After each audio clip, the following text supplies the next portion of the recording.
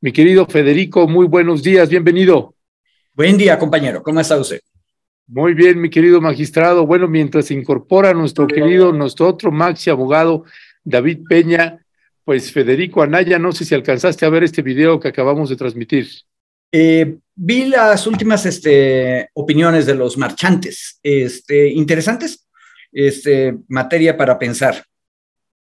Ok, bueno, pues gracias, mi querido Federico. Pues sí, son temas que, para serte franco, bueno, nos fuimos, Federico, ahí Violeta y yo nos fuimos a hacer cobertura, fuimos a hacer pues aproximadamente unas 40 entrevistas, por ahí 20 y 20 nos repartimos, y básicamente eran dos preguntas centrales que hacíamos en esta marcha, que debo decir, mi querido Federico, que más allá de los comentarios que luego leo que se escuchan tanto de funcionarios o de simpatizantes del gobierno de López Obrador que hablan de pues 10,000 o 12,000 personas, no, yo pienso que está entre 60,000 y 100,000 personas que habrán estado marchando por ahí. El número realmente era bastante nutrido, mucho más de lo que muchos hubiéramos querido, pero pues esa es, en honor a la verdad, Federico, pues eso es lo que era. Y pues en esta marcha multitudinaria que hubo en la Ciudad de México, pues hicimos aproximadamente 40 preguntas, perdón, 40 entrevistas donde hacíamos dos preguntas en general, mi querido Federico. Bueno, ¿por qué estás aquí? Uno, ¿por qué marchar aquí? Y dos, ¿cuáles son los puntos? Esa era la pregunta que le hicimos a todas y a todos. ¿Cuáles son los puntos de la propuesta de la reforma electoral que está haciendo el presidente López Obrador en los que no está de acuerdo, que le motiva a venir aquí a defender al Instituto Nacional Electoral? ¿Cuáles son los puntos? Y pues de esas 40 personas, eh, pues cuatro tendrían más noción de qué iba la propuesta de la reforma. El resto, mi querido Federico, no tenía ni la más remota idea. Y claro, ese es un dato para nosotros, un dato duro, porque tengo la impresión, mi querido Federico, en esta reflexión, uno que puede hacer a ojo de buen cubero una reflexión política, pues es que era más una marcha anti-López Obradorista que una marcha de otra naturaleza. Esa es la impresión por el tipo de comentarios que uno escucha al leer, al darnos cuenta. Ya está por aquí también nuestro querido maxi abogado David Peña. Buenos días, mi querido David, bienvenido. Y sí, en esta marcha, pues nos dábamos cuenta que la gente no sabe en qué consiste la propuesta de reforma, y los que medio saben, pues la saben masticada, y los otros que no la saben, pues dicen cosas que ni siquiera dicen es decir, se les vendió una idea o se han querido ellos comprar esa idea en esos mitos anti-López Obradoristas. ¿Qué decir, mi querido Federico, de esta marcha que, insisto, desde nuestro punto de vista, no fueron 10,000 o 12,000 personas? El presidente hoy dijo entre 50 y 60,000. Mi cálculo es entre 60,000 y 100,000 personas. Cada quien que lo quiera leer como lo quiera leer, si se le da importancia al número o no. Pero qué decir, ¿cuál es tu balance, mi querido Federico? Primero, sobre los números, esta danza de cuánta gente cabe en Reforma, cuánta gente cabe en las plazas, la hemos tenido de un lado y del otro los últimos 40 años. Y creo que lo razonable sería medir espacios. Cuando desde la izquierda nosotros decíamos que teníamos 500,000 de personas o 1,000,000 de personas en el Zócalo, la verdad sea dicha es que no caben ese número de personas en el Zócalo. Punto. Hoy el presidente decía caben 125,000. Exacto. Si retacas un poco el asunto, puedes llegar a 150,000. Pero en realidad el Zócalo, aunque es una de las plazas grandes del mundo, no le cabe 500,000 de gentes. no hay manera. Pero irte hacia la cifra baja, 10,000, 12,000, eso es la vieja burocracia de la policía de la Ciudad de México haciendo hacia abajo los números. Y eso tampoco se vale. Yo creo que es bueno que el presidente ya esté hablando de la cota de 50,000, y yo creo que el número real va a estar entre 50,000 y 80,000. Pero el hecho real es que, pues, qué bueno. Y en ese sentido también, ahorita que lo voy pensando, qué malo que no trataron de llegar al Zócalo, porque la otra cosa interesante es que donde hubieran ellos querido terminar la manifestación, hubieran podido terminarla. Yo creo que eso es una cosa importante.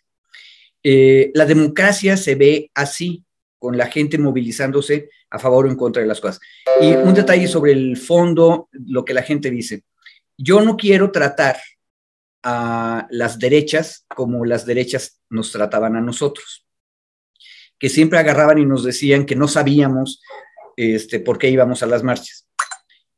Hay un nivel de entendimiento general que tiende a ser mucho menos detallado que el especializado. Pero, a ver, también tratemos de entender. Era una marcha convocada para defender al INE. Entonces es muy natural que el asunto se resuma a nivel popular en no toques al INE y quieren desaparecer al INE. Pero hay un detalle que sí es grave. La propuesta presidencial se presentó a finales de abril de este año. Y si ustedes revisan, no a los que están marchando, sino a la gente que está discutiendo, con un poco más de datos, con un poco más de tiempo, a quien se le publica en los diarios, lo cierto es que tampoco están discutiendo la reforma propuesta con seriedad.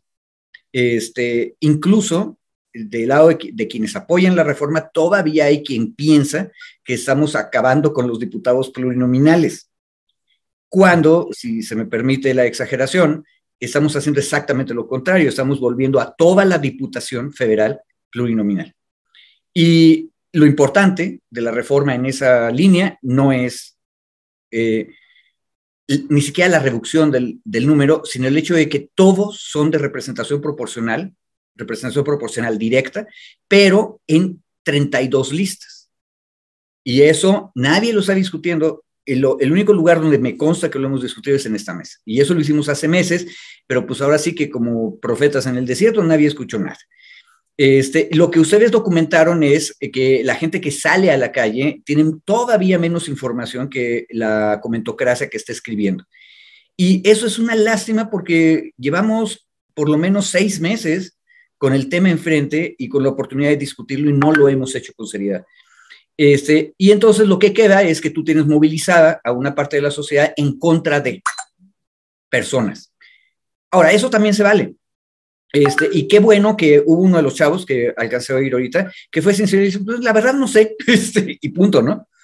Pero las otras señoras de varias edades, desde jóvenes hasta ya adultas, fueron muy claras. Aquí estamos en contra del presidente. Eso también se vale. Así se ve la democracia y se ve con calles llenas de un lado y del otro. Ahora, lo que tendríamos que discutir es otras cosas, que son el apoyo que deben dar todas las autoridades para que cualquier parte de la sociedad se manifieste. Y ahí yo tengo un punto que lo planteé cuando preparábamos esta mesa.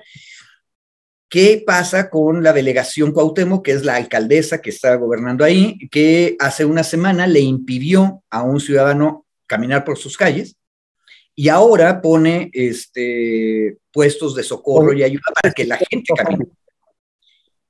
Lo cual es una buena noticia. O sea, creo que la alcaldesa hizo bien en esta marcha e hizo mal hace una semana, en el caso de Rafael. Pero lo que tendríamos que estar discutiendo es por qué esta funcionaria pública trata de una manera a unos y de otra manera a otros. Eso es lo que está mal. Ya, gracias, mi querido Federico. David Peña, muy buenos días, mi querido Maxi Abogado. Tiene usted la palabra. Buenos días, mi querido Ernesto, Federico, al auditorio. Una disculpa, es que me estaba conectando y me pidió actualización Zoom, entonces, pues ahí me dejó así como actualizando. Miren, yo creo que me subo un poco a lo que decía justo de la dinámica de las entrevistas, Ernesto, digamos, no de las entrevistas, sino de las respuestas de la gente entrevistada. ¿Cómo se construyó o cómo se construye una narrativa igual en torno a la necesidad, digamos, en términos abstractos, de defender al INE? Como si estuviera siendo atacado, cual mancillado en su honor el Instituto Nacional Electoral. Y entonces yo hice un ejercicio que quería compartirles de cómo, digamos, de cómo se ha vertido en los medios de comunicación, sobre todo en periódicos, ya saben, de los llamados de circulación nacional, y que esto ha generado, o desde mi perspectiva hice este análisis sobre la forma en la que estaba presentada la reforma electoral, y fue generando este debate que se traslada a redes, y que en redes, bueno, ya saben ustedes cómo se da la discusión. No quise hacer el análisis sobre los hashtags o sobre los temas principales en redes, justo porque ahí literalmente cualquier persona puede colocar un tema, y si hay se aglutinan, digamos, varios clústeres para colocarlo como tendencia o para colocarlo como tema de interés, lo pueden colocar aunque sea absolutamente falso o ficticio, digamos, que no tenga una dinámica de interacción entre las propias redes o al interior de la propia red. Entonces, hice este análisis sobre los últimos 6, 7 días de los principales periódicos, digamos, de los que siguen circulando en físico, y me pareció muy interesante la construcción de esta narrativa que decías, Ernesto, sobre, sin importar el contenido de la reforma, lo que se fue colocando fue la necesidad, entre comillas, de defender al INE. Esa era como la sustancia. Y solo les comparto, son 2 o 3 párrafos, los voy a mencionar, a leer, para que ubiquemos, digamos, la forma en la que se fue en estos últimos días construyendo, en los últimos 6 días, construyendo esta narrativa, que en buena medida no hacía un análisis, no en buena medida, ninguno de los artículos que yo estuve revisando hacía un análisis de fondo sobre los contenidos en cuanto a pro y contra. Daban opinión algunas voces que manifestaban en contra, algunas voces a favor, pero incluso, y ahí también hay que reconocer, ha faltado también una buena estrategia de comunicación y de claridad en términos de Morena y del propio presidente, de la gente que está difundiendo la información, para dar a conocer los contenidos de la reforma. Yo no sé, y termino esta parte nada más de introducción para leerles 2 datos, yo no sé si Pablo Gómez sea el mejor personaje para salir a medios a aclarar. Tengo mis dudas. Me parece que hay otras personas que entiendo que él hizo la reforma o participó de primera línea en hacer la reforma, pero no me parecería que tenga un mensaje ni siquiera claro, no conecta tampoco con otras generaciones. Digamos, ahí hay un tema de comunicación, y en ese vacío de comunicación se ha construido del otro lado esta narrativa que resumo en varios de los encabezados o de las primeras páginas de los medios, insisto, que aprovechan este vacío de comunicación, esta falta de claridad sobre los alcances, el contenido, y fueron colocando estos temas en los medios, a su vez en redes, y eso es lo que deriva en que, creo yo, la marcha de ayer sí fue yo creo que la más grande que se ha tenido en la época de la 4T, como una manifestación en contra de alguna propuesta, de alguna de las políticas, ¿no? Entonces, por ejemplo, empiezo con siguientes encabezados del día, estos son del día 5 de noviembre, son 1, 2, 3, 4, 5. Dice, acusa MC Primor, ya acordó reforma.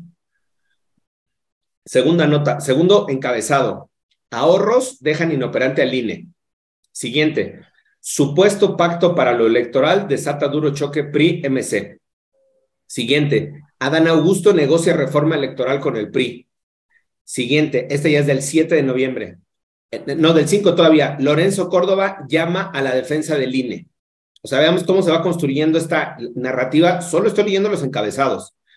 Curiosamente, y ahí me parece igual interesante, el día 6 de noviembre no apareció ninguna nota en ningún periódico en primera plana.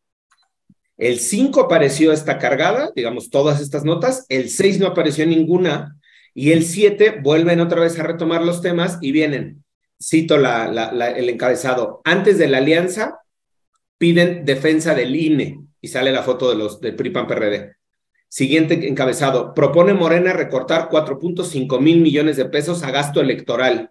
Siguiente, recortan 6,000 millones de pesos a organismos autónomos. Siguiente, recorta el gasto del INE, se destinará a programas sociales. Ahí está una positiva, digamos, ¿no? Siguiente, recortan diputados 4.5 mil millones de pesos al gasto del INE. Siguiente, defenderé al INE al menos hasta abril. Córdoba. Siguiente, INE, el organismo más castigado en las reasignaciones en el presupuesto. Siguiente, van por corte de 6,000 millones de pesos autónomos. La que sigue, la 4T va por un recorte de 18% al INE. Para el día 8, esas fueron las del 7. Para el día 8, y ya termino si quieren para no aburrirlos, dice, siguiente nota, desaparecer el INE no es la solución. Desaparecer el INE no es la solución, señala la Iglesia. Por esto, digamos, aquí hago un paréntesis, Ernesto, por esto que te decían de que se quiere desaparecer al INE, que se quiere quitar al INE, vean, digamos, cuáles son los adjetivos que se están utilizando en toda esta comunicación o esta narrativa de comunicación. Y siguiente, insulta AMLO a quienes marchan en apoyo al INE. Otra, AMLO aplaude recorte al INE y critica marcha de opositores. Siguiente, critica AMLO gasto del INE por 300 millones de pesos en seguros médicos. Otra, avala AMLO recorte al INE. Sigue, AMLO avala recorte al INE, organizadores de la marcha, hipócritas. Otra nota, quienes marchan a favor del INE, racistas, clasistas, hipócritas. Y así sigue, digamos, la cuenta, ya no me voy a detener más. Sigue la cuenta para el día 9, solo hay igual, de nueva cuenta, el 6 no hubo notas, el 9 no hay tampoco, es decir, ahí hay una, digamos, frecuencia en la propia presentación de las primeras planas de los medios de comunicación, que me parece interesante en algún momento poder hacer el análisis, pero lo que yo quería colocar aquí, digamos, a partir de esta revisión que estuve haciendo, es cómo se va construyendo esta narrativa sin que esto implique necesariamente hacer un análisis de fondo sobre qué implica, qué riesgos puede tener, qué cosas en pro, qué cosas en contra, independientemente, digamos, de las posiciones de cada quien o desde la posición donde lo veamos, ¿no? Pero cómo se va presentando, digamos, esta narrativa en donde la narrativa gana o la narrativa que se va construyendo es defensa del INE, AMLO atacando al Instituto Electoral, y hay otros que ya no venían en segunda línea, digamos, de los medios de comunicación, donde era el tema de democracia. Y me parece que ahí nos da un ejercicio interesante justo para ver qué es lo que se está entendiendo por democracia o qué es lo que nos han querido vender o nos han querido decir que es la democracia, que me parece que se tendría que hacer un ejercicio también, porque la gente está diciendo que vamos a defender la democracia como si la democracia como forma de gobierno estuviera únicamente depositada en una institución que es el INE y en un día que es la jornada electoral. Digamos, me parece que ese es un análisis también que tendríamos que hacer en un momento. Ya, gracias, mi querido David. Está bien, me parece bien, David. Empiezas mañana aquí con nosotros en Rompeviento, contratado. Gracias. Eso. Contratado aquí ya en el área editorial de Rompeviento. Gracias. Bueno, pues un buen recuento y que además, mi querido Federico, este recuento que hace David, esta revisión día por día, que permite ver pues la estrategia mediática de cómo se iba conduciendo la oposición en esas narrativas y que nos topamos con mucha de ella, pues ahí en la marcha, con un enorme y monumental desconocimiento de por qué estaban ahí, y eso además me parece importante colocarlo no desde la sorna, como bien señalabas, que eso es lo que hacía luego la derecha con la gente de abajo, pues, ¿no? Y que lo siguen haciendo, además, y siguen esos comentarios como el que hoy sacó el presidente de que, pues, que nada más pueda votar la gente que de prepa para arriba, y entonces ya con eso pierde Morena, ¿no? La gente que tiene de la prepa para arriba. Bueno, en ese sentido, Federico, pues sí podíamos ver también, pues esta manera, esto que tocaste hace un momento de la conducta de las funcionarias y funcionarios. Aquí ayer David nos colocaba también este tema. Tenemos el video de Sandra Cuevas en lo que tendría que haber sido el comportamiento o tiene que ser el comportamiento en este caso de la autoridad, uno, la local, que es la alcaldía Cuauhtémoc, dos, de la jefa de gobierno de la Ciudad de México y del gobierno de la República. En ese sentido, ¿cuál es tu valoración? Uno, de lo que tendrían que hacer y si lo están haciendo correctamente o no. Ya señalaste ahorita o colocaste algunos elementos de Sandra Cuevas con respecto del caso de Ricardo Rafael, pero vamos a escuchar lo que dice Sandra Cuevas. Usted disculpará, puede tomarse su omeprazol, pero vamos a escucharla porque creo que hay unos elementos que vale la pena analizar. Buen día, familia de la Alcaldía Cuauhtémoc, del resto de la Ciudad de México y del interior de la República Mexicana. Los saluda Sandra Cuevas, alcaldesa de Cuauhtémoc. El día de hoy se va a llevar a cabo una megamarcha en defensa del INE, en defensa de la democracia de este país. Saldrán miles de personas desde el Ángel de la Independencia a luchar por México. Y como autoridad de la Alcaldía Cuauhtémoc, quiero decirles que vamos a estar vigilando, vamos a estar cuidando que todo camine en paz, que todo esté en orden y que tú y tu familia se sientan seguros en esta demarcación, en esta su casa, la Alcaldía Cuauhtémoc. También vamos a estar monitoreando los diferentes puntos que hemos instalado con el área de seguridad y protección civil. Habrán ambulancias, habrán personas que estarán atentos a los adultos mayores para poderlos llevar en sillas de ruedas si es que así lo requirieran. Si se llegaran a cansar, vamos a estar atentos para que continúen con sillas de ruedas de la Alcaldía Cuauhtémoc y con personal de la Alcaldía Cuauhtémoc y que puedan continuar con su marcha. Asimismo, habrán diferentes puntos de hidratación. Vamos a estar muy pendientes de ti y de tu familia. Vamos a estar también reportando al momento cualquier incidente para que tanto autoridades del gobierno de la Ciudad de México como la autoridad de la Secretaría de Seguridad Ciudadana puedan estar en el momento atendiendo y salvaguardando la integridad de todos los visitantes que vienen a la Alcaldía Cuauhtémoc. Estaremos. Mi querido Maxi Abogado. Mira, acabamos de oír a una persona que quienes vivimos en la Alcaldía Cuauhtémoc normalmente no vemos. Esa misma persona que acabamos de oír diciendo cosas muy razonables es la que amenazó y le robó sus celulares a 3 comandantes porque los comandantes no hacían lo que ella decía que tenían que hacer en el Zócalo de la ciudad, que está en la Alcaldía Cuauhtémoc. Y es la misma persona que no le dio la misma protección a Ricardo Rafael, que quería ir a visitar una exposición que estaba en un espacio público. Están informando que este próximo sábado otra vez va a estar la misma exposición de Isabel Miranda de Wallace. Una cosa, esa es entonces una oportunidad para que esta Sandra Cuevas buena, que acabamos de oír, se manifieste también la semana que viene.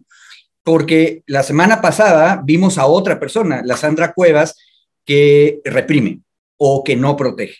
Ahora, un detalle muy interesante de lo que acabamos de oír. Sandra Cuevas dice que a los adultos mayores que visitan nuestra alcaldía y que participan en la marcha, pero de pronto tuvieran algún problema y se sienten cansados, aquí tenemos sillas de ruedas para que sigan la marcha. En otras palabras, está ofreciendo una ayuda para quienes están manifestando su opinión política. Eso, en principio, está muy bien. Ahora, nada más que hay un pequeño problema en esto, que es la doble vara, otra vez. Quisiera recordarle a quienes nos están escuchando que el mismo campo político-social que representa a Sandra Cuevas lleva 2 décadas, 20 años diciendo que durante la manifestación en contra del fraude electoral del año 2006 sobre reforma, es sobre el mismo lugar del que estamos hablando ahorita, el obradorismo, que era el gobierno de la ciudad, había cometido delitos, el delito de peculado, porque utilizó recursos públicos para apoyar y ayudar a los manifestantes. Es decir, Sandra Cuevas y el grupo social que representa dicen que en 2006 y en manifestaciones públicas a favor de López Obrador no debía utilizarse recursos públicos para apoyar a los manifestantes. Y sin embargo, la vemos ahora a la ciudadana Sandra Cuevas ofreciendo recursos públicos para apoyar a los manifestantes del otro lado. ¿Cuál es mi opinión? Mi opinión es que cuando cualquier ciudadano, cualquier ciudadana quiera expresarse y necesite apoyo de parte de la autoridad debe ayudarle. Igual para todos. Y tiene que ser muy claro que eso no debe significar un fomento. O sea, lo que no puede hacer un gobierno de una alcaldía es pagar los camiones para traer a los manifestantes. Eso sería absolutamente incorrecto. Pero apoyar mientras están caminando, eso tiene mucho sentido. A mí lo que me molesta es la doble vara, por un lado. Y entonces tenemos que ser muy claros y muy exigentes en eso. Pero, por el otro lado, yo insisto es que siempre hay que ver el otro lado de la moneda, que es el positivo. Qué bueno, como dice el presidente, que nos quitamos las máscaras. La política también significa salir a la calle. Y fíjense, quienes nos están escuchando ahorita, las fechas. Yo recordé que la iniciativa del presidente para reformar el sistema electoral salió a finales de abril de este año. ¿Por qué hasta ahora estamos discutiendo? Nos lo dijo David, ahorita que revisó los encabezados. Porque en los últimos mes y medio, Morena, el partido de gobierno, ha logrado arrinconar a la dirigencia del PRI para que algunos de los diputados y algunos de los senadores del PRI se pasen del otro lado a votar las iniciativas del presidente. Ya lo vimos. Y eso es lo que provocó que Movimiento Ciudadano empezara a atacar al primor. Pero la pregunta fuerte es, ¿por qué en abril nadie salió a defender al INE? Porque la élite, el INE, los partidos de oposición, calcularon que el presidente no tenía los votos en abril, mayo, junio, julio, para sacar adelante la reforma. Pero ante el evento de que el PRI es tan corrupto y tan débil que puede ser orillado a cambiar de opinión, entonces ahora sí están preocupados, pero como de todas maneras no tienen los votos para detener las cosas, lo que hacen es sacar otro actor, y entonces salen a la calle y se manifiestan. ¿Eso está bien o está mal? Yo creo que está perfecto. La democracia también es eso, pero tenemos que decirlo, y decirlo muy claro. Como la élite perdió votos en las dos cámaras, la élite conservadora, la élite que se opone al gobierno, entonces esa élite le dice a sus masas, salgan a la calle para manifestarnos. Ahora, lo que de pronto la izquierda no quería creer, y ya llevamos rato sin creerlo, es que la derecha también tiene masas. Y hay que estar listos para eso y hay que dar la cara en orden. Por cierto, sin embargo, reportó una cosa muy rara, pero no sé si Violeta o tú, Ernesto, llegaron a verlo mientras hacían las entrevistas. Parece que en alguna parte alrededor de la Fragua, o sea, Reforma, cerca del Monumento a la Revolución, había un grupo de obradoristas locos que estaban criticando a los que iban marchando. Entiendo que las cosas no terminaron mal, sino que ellos decían su palabra y los marchantes supongo que también les decían su palabra o sus gestos, pero eso es lo que tenemos que fomentar. Y que en la calle se puedan cruzar las dos opiniones, se digan lo que quieran y la cosa siga caminando en paz. Pero ya que logremos eso, tal vez sería bueno pedirle a todo el mundo que lean las propuestas. Y eso es lo que no hemos hecho nadie, ni arriba ni abajo. Ya, gracias, mi querido Federico. También sobre este asunto de Sandra Cuevas y las autoridades, mi querido David, ¿cuál es tu valoración? Mire, yo primero, no sé si vieron por ahí en redes, si no se los recomiendo, un video que subieron donde le van a reclamar a Lito cuando está comiendo ya después de la marcha. Creo que es después de la marcha, no veo la hora.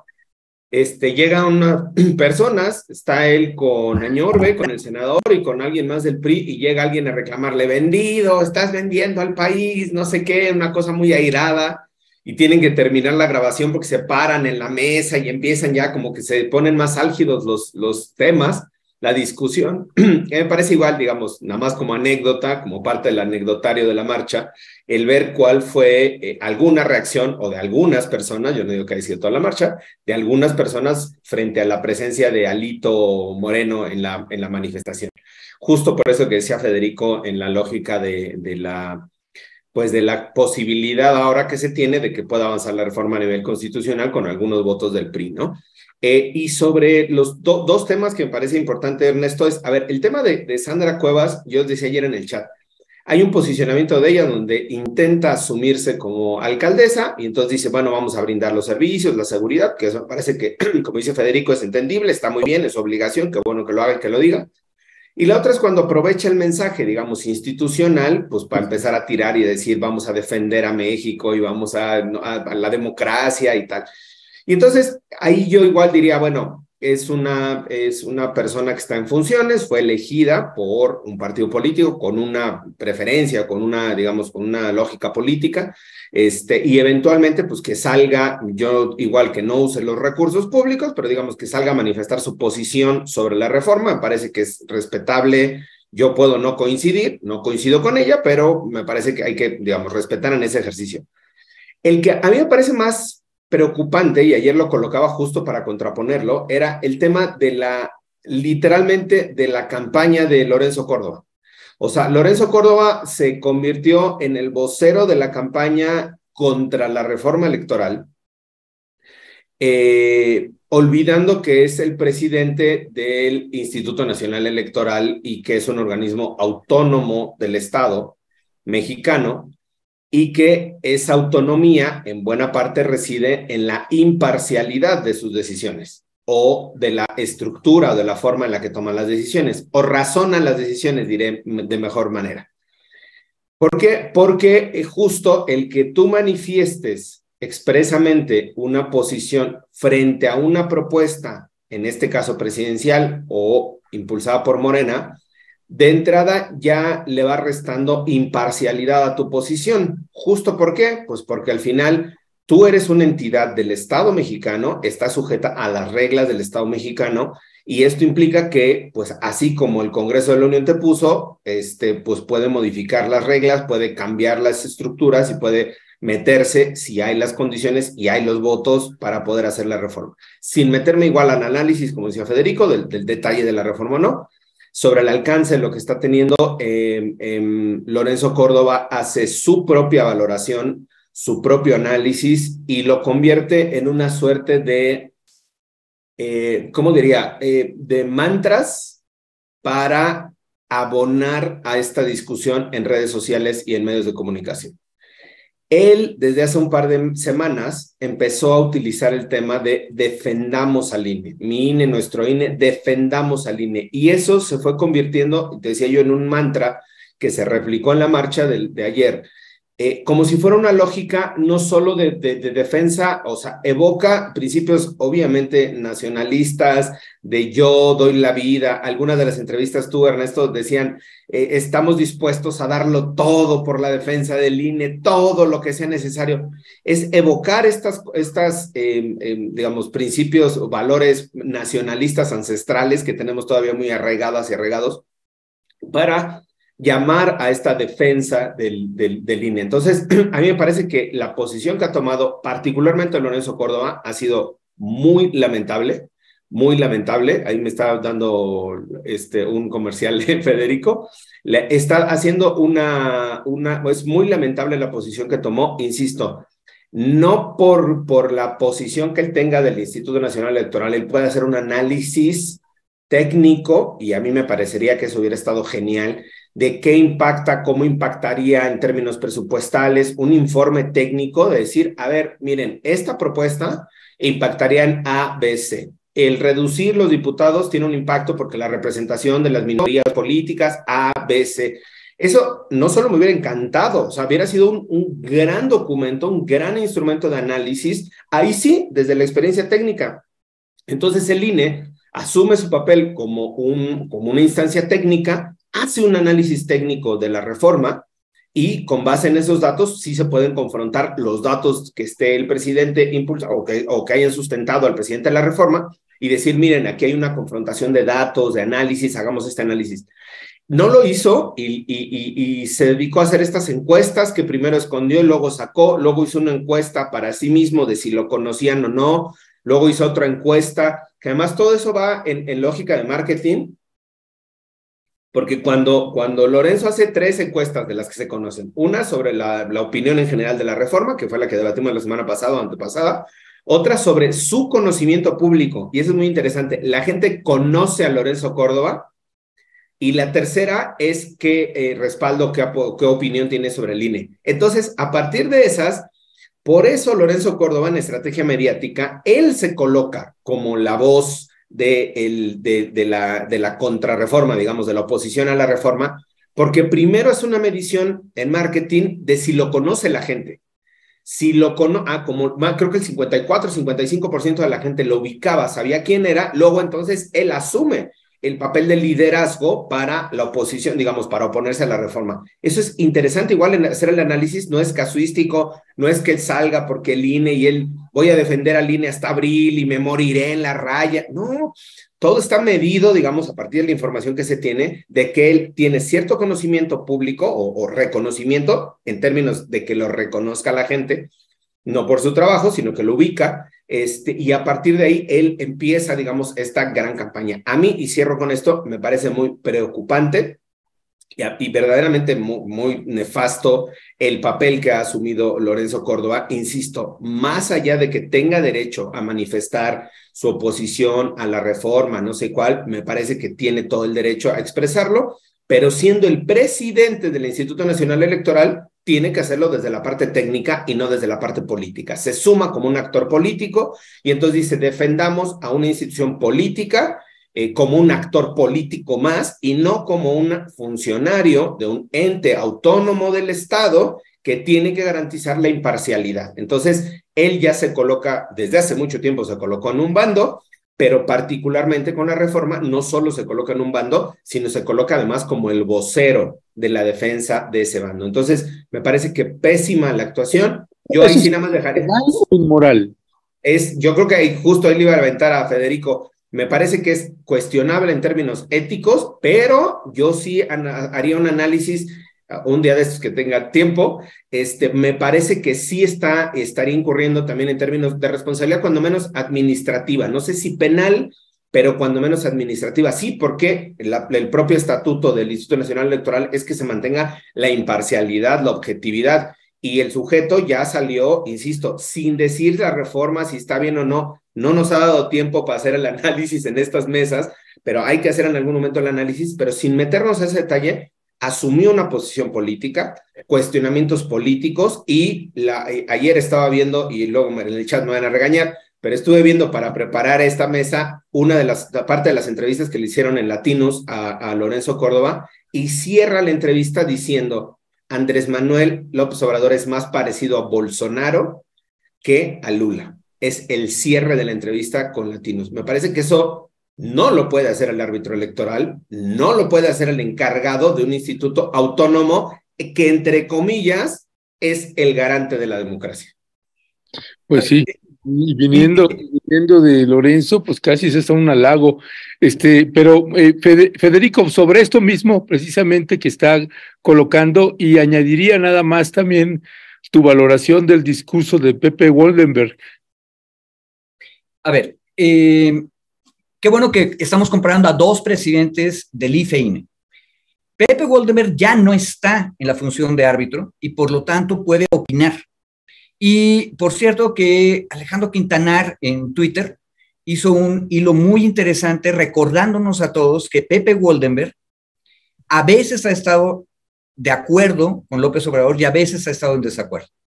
Y llamando, cosa rara en la República de Twitter, a oír con atención lo que tiene que decir. Pero yo rescataría un detalle para seguir la línea que nos propone David. Pepe Woldenberg fue, tiempo pasado, el presidente del IFE. Hoy ya no lo es y por lo tanto puede opinar lo que él desee. De hecho, ya no lo era en 2006 y por eso opinó que la elección de 2006 fue tremendamente injusta porque tenían a los funcionarios haciendo campaña en contra de el candidato López Obrador. Ahora, hay funcionarios más políticos que otros, complemento el argumento de David. A mí no me parece mal realmente que el actual presidente de la mesa directiva de la Cámara de Diputados, que es Santiago Krill, y que es el representante legal de la Cámara de Diputados, y cuando hay ceremonia con las dos cámaras juntas, él es el presidente del Congreso de la Unión, o sea, es la cabeza de uno de los 3 poderes federales. Pero el poder legislativo es un poder eminentemente político. Y el hecho de que ahorita un diputado del PAN esté ahí es porque así está la correlación democrática de fuerzas en la Cámara. Entonces le tocó a él, pero es panista, o sea, no deja de ser panista porque sea el presidente del Congreso. Y entonces a mí me parece muy correcto que el compañero Krill opine, apoye la marcha y aparte se manifieste en contra de su enemigo político, que es el presidente López Obrador, que es del otro partido. Eso está bien. Y no veo bronca. Podemos tener dudas respecto de Sandra Cuevas, que tendría que darle servicios a los viejitos que van a una manifestación y a otra manifestación, pero qué bueno que lo está haciendo en principio. Pero lo que no se vale es lo que nos dijo David, que el presidente de una institución que es el árbitro y tiene que ser imparcial, ese se manifieste de un lado y del otro. Entonces depende de cuál sea el cargo, tenemos que juzgarlos distinto. Y termino con una anécdota y un elogio de una persona que ya se murió hace tiempo, Juventino Castro y Castro, que era un abogado súper tradicionalista, cuadrado. A mí siempre me recordaba a Manolito, así, por la manera en que se cortaba el pelo. Súper cuadrado. Era, sin embargo, un hombre que estaba dispuesto a entender. Y hace muchos años, cuando todavía no se volvía hegemónico el discurso de defensa de los pueblos indígenas, él tenía dudas. Él venía de una vieja escuela donde los indígenas en realidad no existían, eran campesinos, y entonces la Revolución Mexicana les había hecho justicia como campesinos. Ese era su discurso muy, muy tradicional, falso, lo sabíamos muchos, pero él todavía no lo entendía, pero estaba dispuesto a escuchar. Y cuando estaba por hacerse, o más bien se estaba discutiendo los acuerdos de San Andrés, él como ministro de la Corte, en una conferencia sobre el tema, nos dijo a varios compañeros que él no estaba seguro, que cuando a él lo nombraron ministro de la Corte era para defender una constitución con un arreglo, y que si luego la soberanía cambiaba la constitución, él éticamente tenía que pensar si era la misma constitución que él iba a defender, y si ya no era la constitución que él había jurado defender, su deber ético era renunciar. O sea, si no estoy de acuerdo, no voy a usar la Corte para luchar en contra de la decisión democrática. ¿Por qué? Porque la Corte tiene que ser imparcial y tiene que defender lo que dice la ley. Ahora, si no está de acuerdo con la ley, la ética empujaba a Juventino a salirse de la Corte. Y eso cumplió. Luego descubrimos todos juntos, todos los abogados que estábamos en esa mesa, que en realidad los acuerdos de San Andrés no iban a cambiar el proyecto de la Constitución y que en realidad era lo mismo.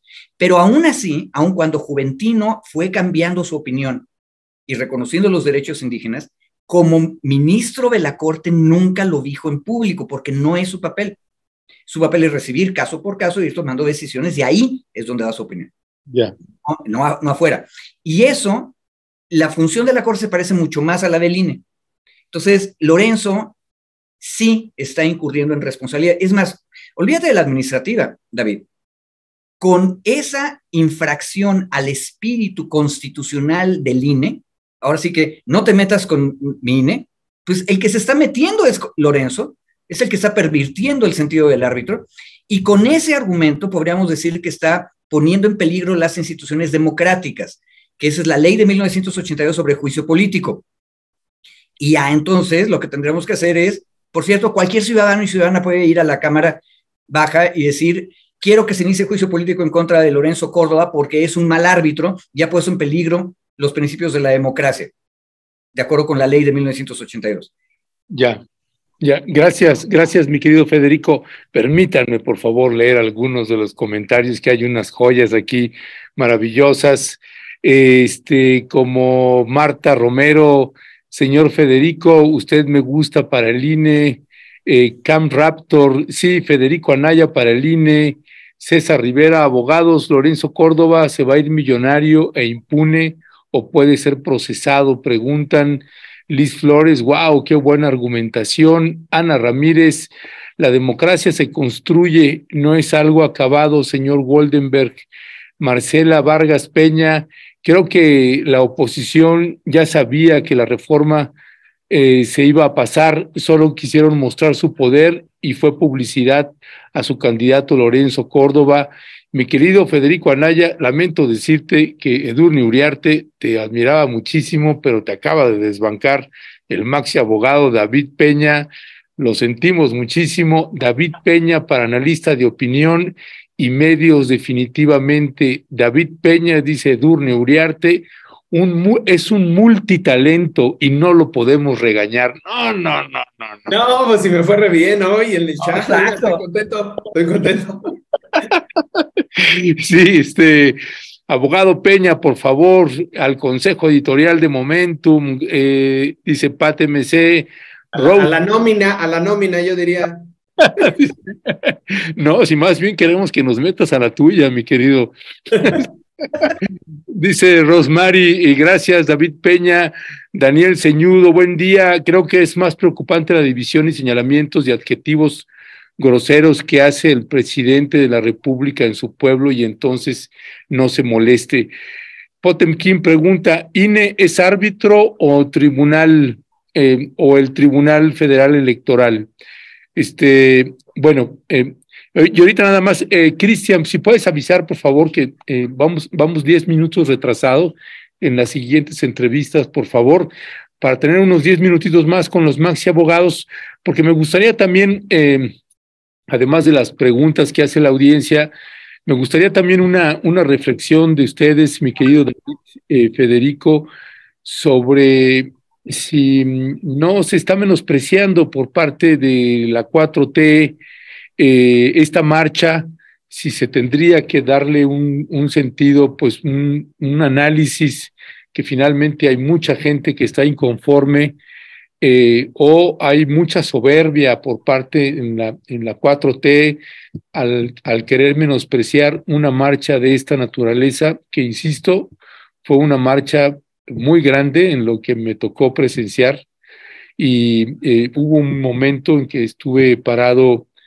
más de una hora exactamente en medio de Reforma, en el Camellón, en esas macetas que hay ahí, triangulares, en Reforma, esquina con Insurgentes, y pasó más de una hora y la gente seguía pasando y pasando y pasando, y cuando ya salimos del Monumento a la Revolución, al regresar, que eran casi las 2 de la tarde, seguía el contingente, todavía no terminaba de pasar la gente, nos tocó ver precisamente la parte final, y no sé si tendría que haber también un llamado de atención y una reflexión, David, para los gobiernos de la Cuarta Transformación. Sí, mira, yo creo que el tema del análisis yo colocaría, yo tampoco lo minimizaría, así como se está haciendo o como descalificando. Me parece que es no me parece, es el primer punto de coincidencia de todos los que han sacado la oposición en contra de Andrés Manuel, que sí ha logrado concitar a miles de personas, sin meternos al 100,000, 50,000, 120,000, a miles de personas, y yo creo que se tiene que tomar como experiencia para los próximos 2 años de lo que viene. ¿Cómo se logra amarrar o cómo se logra concitar esta movilización? Una parte es este análisis que les compartía, digamos, cómo se va colocando en medios de comunicación. La otra es el tema de redes, obviamente, y el difundirlo en redes. Y la tercera, y a mí no me parece menor, es que a diferencia de cuando la oposición en otros temas lleva la voz, creo que la oposición en sí misma, los voceros de la oposición ya están descalificados per se. Es decir, la gente tiene menor grado de credibilidad en lo que dicen. Y por lo tanto no genera no concita tanta reacción, digamos, o tanto respaldo.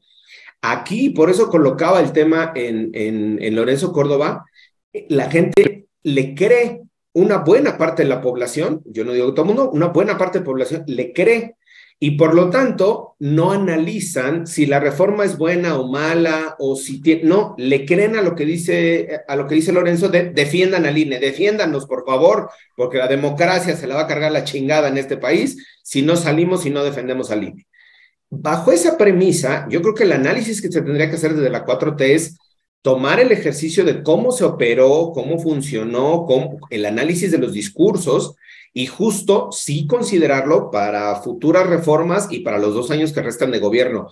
Me parece que minimizarlo, decir, bueno, pues salieron algunos cuantos a reclamar y no tenían idea, me parece que sí es, digamos, puede ser riesgoso en términos no de gobernabilidad, pero sí en términos de credibilidad y en términos de los mensajes que se van mandando desde la 4T. Entonces creo que yo lo tomaría como un ejemplo, como un análisis, sí tendría que ser una mesa de análisis de cómo operaron los medios, quién fue el vocero, qué mensajes se mandaron, cuáles fueron los mensajes que conectaron, porque me parece que ahí sí se tiene que tener, no alerta tampoco, ni focos rojos, ni banderas rojas, pero sí un análisis, digamos, detallado, más sesudo, más allá de la descalificación en sí misma. Yo creo que sí da un ejercicio de hacer este análisis de cómo, pero sobre todo pensando que hay gente que pueda decir que así como se sumaron para la defensa del INE, que ya funcionó, digamos, el mensaje, se puedan estar sumando y generando alianzas o generando estos movimientos con otros temas, siguiendo la misma ruta y siguiendo la misma estrategia que se hizo durante estos meses para la marcha del día de ayer. Entonces, yo creo que sí amerita un análisis en términos políticos, mediáticos, de impacto, de comunicación. Yo insistiría en que sí es necesario también una revisión de los mensajes de comunicación que se están mandando desde el gobierno y desde las diputadas, senadoras, senadores, para compartir o para difundir los contenidos de la reforma. Yo creo que ha sido bastante deficiente esa estrategia de comunicación, y sí, terminaría nada más diciendo, ya no nos dio tiempo de analizarlo, pero uno de los grandes problemas que se tienen es que la gente piensa que la democracia, o buena parte de la gente piensa que la democracia reside solo en el instituto o en el tribunal electoral, como parte de la democracia procedimental, es decir, donde recaen los procedimientos en lo electoral y no hacen el análisis de la democracia sustantiva, del ejercicio de derechos políticos. Por eso es muy contradictorio, y yo podría decirles que alguna de la gente que fue ayer a defender la democracia procedimental en su estructura al INE, descalificó las consultas del año pasado o del año antepasado, porque decía que eran estúpidas, que eran absurdas, que para qué se le consultaba a la gente cuando esa es la democracia sustantiva, y hoy sale a defender la institucionalidad de democracia procedimental. No nos dio ya el tiempo para hacer el análisis, pero parece que en algún momento podríamos también hacer el ejercicio de decir qué se entiende hacia afuera en buena parte de la población por democracia, o qué estamos entendiendo por democracia, y por qué mucha de la gente ayer salió cual Juan Escutia a envolverse en la bandera de la democracia para defender la democracia en este país. Muchas gracias, mi querido David. Federico Anaya, en la misma pregunta, y ya nada más añadiría a lo que señalaba David dentro de los análisis y los balances, pues la cantidad de autobuses que salieron, cuántos autobuses salieron del interior de la República, que se tengan realmente los datos para también saber en términos de la Ciudad de México, cuánta gente de la Ciudad de México participó por convicción en esa marcha. Porque, por ejemplo, la gente pregunta, pues, ¿y cuántos acarreados fueron? Pues sí, seguramente hubo acarreados, como cuando organiza también Morena y también pagan autobuses para que vengan acá, pero pues también no todos necesariamente son acarreados, sino también es gente que no tiene la posibilidad de venir y pues alguien paga para eso. En este caso, pues todas las cúpulas empresariales del país se mocharon para pagar los autobuses que fueran necesarios para trasladar la gente acá a la Ciudad de México. Nada más añadiría ese elemento más. ¿Cuál es tu valoración, mi querido Federico? Sobre lo que dijiste, yo le agregaría otra cosa. Hubo marchas análogas a esta, paralelas, en varias ciudades. Entonces, primero habría que ver en qué ciudades, qué tanto éxito tuvieron en cada una de esas ciudades. Y no hay que echar en saco roto que en democracia la derecha también puede movilizar al pueblo. se vale, no hay que hacerlos chiquitos, al contrario, yo creo que siempre es bueno concederles incluso más fuerza de la que podrían llegar a tener para prepararnos desde la izquierda para afrontar ese reto democrático. Ahora, hay un detalle que a mí me pareció interesante de las entrevistas que hicieron tú y Violeta, Ernesto. Una de las respuestas alegaba que la reforma que propone López Obrador es mala porque como reduce el número de legisladores, entonces eso va a beneficiar al partido mayoritario. Y eso no nos permite elegir a quien nosotros queramos. Y eso se repetía mucho, sí. Ok, bueno, nada más anotación para ese pendiente que nos dijo David que tenemos de seguir discutiendo el fondo de la cuestión. Hay un detalle que a mí me parece interesante. Los que están marchando, paradójicamente, se asumen como la minoría. O sea, pueden haber tenido muchísima gente en la marcha, pero están asumiendo que Morena controla la mayoría de los escaños y curules en las cámaras y que por lo tanto la reforma es para hacerlos todavía más fuertes. Ojo, están mal informados. Morena apenitas tiene mitad más uno en la Cámara de Diputados y en el Senado no tiene.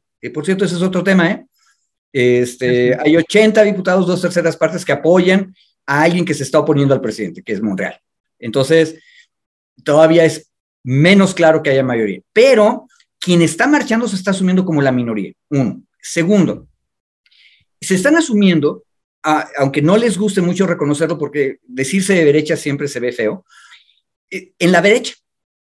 Porque lo que están diciendo es todo este discurso ve el obradorismo como plebeyo y ignorante, etcétera. Entonces, ellos están asumiéndose en un lado de la lucha de clases, en el de arriba. Pero también se asumen minoría. Y hay muchísimos de los mensajes que están por ahí, y yo creo que vas a encontrar de esos más en las marchas de provincia, Ernesto, en que se dice, así empezó Venezuela, o vamos a ir a Venezuela, o acabo de ver a un compañerito en un WhatsApp que me dice, el discurso de López Obrador es el de un Daniel Ortega potencial. Y esas prohibiciones del comunismo, o sea, que defendemos al INE y no queremos comunismo. Bueno, ojo, esa es una realidad. Qué bueno que los manifestantes salen y dicen somos anticomunistas y no nos gustan los plebeyos y estamos en contra. Pero, ojo, otra vez se asumen como minoría. Junten las dos cosas y es bien interesante. Porque lo que estamos viendo es la repetición de un discurso viejo, que es el discurso del PAN minoritario, el PAN conservador medio fascistoide, de los años 40, 50, que está enojado porque la Revolución Mexicana, que fue un movimiento de izquierdas, al final de cuentas, se consolidó, se volvió partido hegemónico y no dejaba que nadie entrara a las cámaras. Por eso, en la mente de los que están marchando, se está recreando. Y por eso a cada rato dicen, es que lo que quieren es que Gobernación vuelva otra vez a controlar las elecciones. Eso no dice la reforma, eso no va a pasar nunca. Por eso hay que discutir qué dice la reforma. Pero en la mente de los que se oponen al obradorismo y que defienden al INE, ellos están asumiendo ese mundo en el cual la Revolución Mexicana plebeya, campesina y de obreros, que huelen feo, porque así los veían los criollos, ganaron el proceso político y se volvieron un partido hegemónico. Ellos están viendo eso en Morena. Qué bueno, eso debería darle orgullo a la izquierda y a los morenistas, pero después tenemos que decir como morenistas y como izquierda que también somos democráticos y ojo, la reforma no dice que desaparezca el INE, lo que queremos es hacerlo más claro y más fuerte y ahí nos falta muchísimo. Termino nada más con una sugerencia de tema. Un amigo abogado, litigante, serio, que se informa todo el tiempo, no sabía, lo agarré la semana pasada en un café, no sabía que el Senado de la República nombra a los jueces electorales de todos los tribunales en los estados. No sabía que el INE, o sea, Lorenzo y sus otros consejeros, nombran a los consejeros electorales de los órganos electorales de cada estado. Porque la otra crítica es que se quiere centralizar porque quieren desaparecer a los órganos electorales de los estados. No, Ahorita ya no hay.